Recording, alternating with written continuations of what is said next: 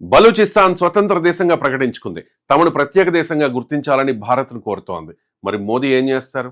బంగ్లాదేశ్ సంక్షోభ సమయంలో ఇందిరాగాంధీలా తెగిస్తారా, లేక సైలెంట్గా ఉంటారా? అఖండ భారత్ కోసం దేశవ్యాప్తంగా డిమాండ్ పెరుగుతోన్న నేపథ్యంలో బీజేపీ ఆలోచన ఏంటి? పాకిస్తాన్ డిస్ట్రక్షన్ మిషన్తో అఖండ భారత్ సాధ్యమేనా? బలూచ్ తిరుగుబాటు, పాకిస్తాన్ సైన్యంతో ఘర్షణలు, బలూచ్ వేర్పాటువాద ఉద్యమాలు పాకిస్తాన్కు పెద్ద సమస్యలుగా ఉన్నాయి. ఇదే సమయంలో పాకిస్తాన్ తన రక్షణ సంబంధాలను సౌదీ అరేబియా, టర్కీ వంటి దేశాలతో మరింత బలపరుచుకోవడానికి ప్రయత్నిస్తోంది. మరోవైపు ఇరాన్తో సౌదీ అరేబియా, టర్కీ సంబంధాలకు చరిత్రలో ఎన్నో విభేదాలు ఉన్నాయి. ఇందువల్ల పాకిస్తాన్ చుట్టూ ఉన్న ఈ భౌగోళిక రాజకీయ సమీకరణాలను కొంతమంది ఒక పెద్ద వ్యూహాత్మక గేమ్లా చూస్తూ ఉన్నారు. ఇరాన్, ఆఫ్ఘనిస్తాన్, భారత్ కలిసి పాకిస్తాన్పై అధికారిక సైనిక కూటమి ఏర్పాటు చేశాయని చెప్పడానికి ప్రస్తుతం స్పష్టమైన ఆధారం లేదు. అయినా పాకిస్తాన్కు పశ్చిమ సరిహద్దుల్లో ఉన్న సమస్యలు పెరుగుతూ ఉన్నాయి అన్నది మాత్రం వాస్తవం. బలూచిస్తాన్ పాకిస్తాన్లో భౌగోళికంగా అతిపెద్ద ప్రావిన్స్. అక్కడ చాలా కాలంగా స్వతంత్ర స్వయం ప్రతిపత్తి ఉద్యమాలు ఉన్నాయి. బలూచ్ లిబరేషన్ ఆర్మీ వంటి సంస్థలు పాకిస్తాన్ ప్రభుత్వానికి వ్యతిరేకంగా సాయుధ పోరాటం చేస్తూ ఉన్నాయి. ఆగస్టు 11ను కొన్ని బలూచ్ జాతీయవాద సంస్థలు తమ ఇండిపెండెన్స్ డేగా ప్రకటించుకున్నాయి. ఇదంతా పాకిస్తాన్కు మరో పెద్ద భద్రతా సమస్య. ఇదే తరహాలో పాకిస్తాన్ ఆక్రమిత కశ్మీర్లో కూడా అసంతృప్తి నిరసనలు, ఆర్థిక సమస్యలపై ఉద్యమాలు జరుగుతూ ఉన్నాయి. జాయింట్ అవామీ యాక్షన్ కమిటీ అక్కడ ప్రభుత్వంపై ఒత్తిడి తెస్తోంది. గిల్గిట్ బాల్టిస్టాన్ ప్రాంతంలో కూడా రాజకీయ, ఆర్థిక హక్కుల సమస్యలపై అసంతృప్తి ఉంది. అఖండ భారత్ను సాధించాలనుకునే భారత్కు ఇదో మంచి అవకాశం. పాకిస్తాన్ బయట నుంచి ఓడించడం కంటే అంతర్గతంగా ఉన్న సమస్యలను పరిగణిస్తే పాకిస్తాన్ స్వయంగా బలహీనపడుతుంది.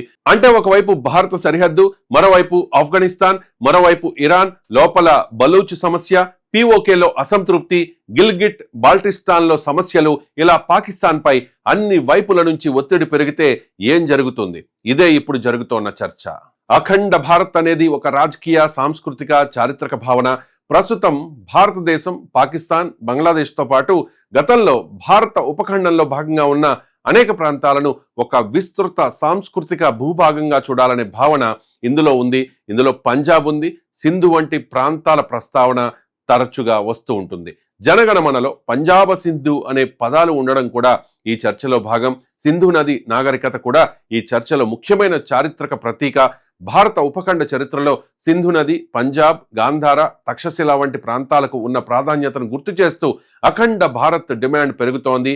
కానీ ఇక్కడ ఒక ముఖ్యమైన విషయం, అఖండ భారత్ ఒక చారిత్రక, సాంస్కృతిక భావన. దాన్ని ప్రస్తుత భారత ప్రభుత్వ అధికారిక భౌగోళిక లక్ష్యంగా ఇప్పటి వరకు ప్రకటించలేదు.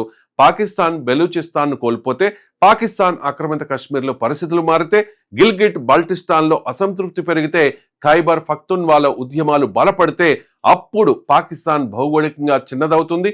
ఇదే పాకిస్తాన్ డిస్ట్రక్షన్ మిషన్ సిద్ధాంతం. పాకిస్తాన్లోని పఖ్తూన్ ప్రాంతాలు ఆఫ్ఘనిస్తాన్ వైపు వెళ్లే అవకాశం ఉందని కొందరు వాదిస్తారు. బలూచిస్తాన్ స్వతంత్రం ప్రకటించుకుంది. పిఓకే, గిల్గిట్ బాల్టిస్తాన్లో కూడా అసంతృప్తి ఉంది. ఇవన్నీ కలిస్తే పాకిస్తాన్ ఒక ట్రంకేటెడ్ నేషన్ గా మిగిలిపోతుందనే అంచనాలు వినిపిస్తూ ఉన్నాయి. ఆ తర్వాత పంజాబ్, సింధ్ ప్రాంతాల భవిష్యత్తుపై కూడా ఊహాగానాలు మొదలవుతాయి. పాకిస్తాన్ పంజాబ్ భారత్ పంజాబ్లో కలవాలి. సింధ్ భారతదేశంలోని గుజరాత్, రాజస్థాన్ ప్రాంతాలతో సాంస్కృతికంగా, చారిత్రకంగా అనుసంధానం అవ్వాలి. పిఓకే భారతదేశంలో కలవాలి. ఇలా అఖండ భారత్ రూపుదిద్దుకోవచ్చని ఈ సిద్ధాంతం చెబుతోంది. అయితే బలూచిస్తాన్లో ఉద్యమం ఉంది, పిఓకేలో అసంతృప్తి ఉంది, గిల్గిట్ బాల్టిస్తాన్లో సమస్యలున్నాయి, పాకిస్తాన్ ఆఫ్ఘనిస్తాన్ సంబంధాల్లో తీవ్ర ఉద్రిక్తతలున్నాయి. ఇప్పుడు మోదీ దోవల్ వ్యూహం అనే అంశానికి వస్తే, భారత భద్రతా విధానంలో పాకిస్తాన్ను కేవలం సరిహద్దు యుద్ధం ద్వారా ఎదుర్కోవడం కాకుండా దౌత్యపరంగా, ఆర్థికంగా, అంతర్జాతీయంగా ఒత్తిడి పెంచే ప్రయత్నాలు కూడా కనిపిస్తూ ఉన్నాయి. ఉగ్రవాదానికి వ్యతిరేకంగా భారత్ అంతర్జాతీయ మద్దతు కూడగట్టడం కూడా ఇందులో ఒక భాగం.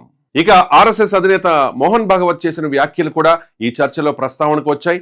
పాకిస్తాన్ ప్రజలను, పాకిస్తాన్ పాలనా వ్యవస్థను ఒకేలా చూడకూడదని, ప్రజలతో శత్రుత్వం లేదని చెప్పే భావన ఆ వ్యాఖ్యల్లో కనిపిస్తూ ఉంటుంది.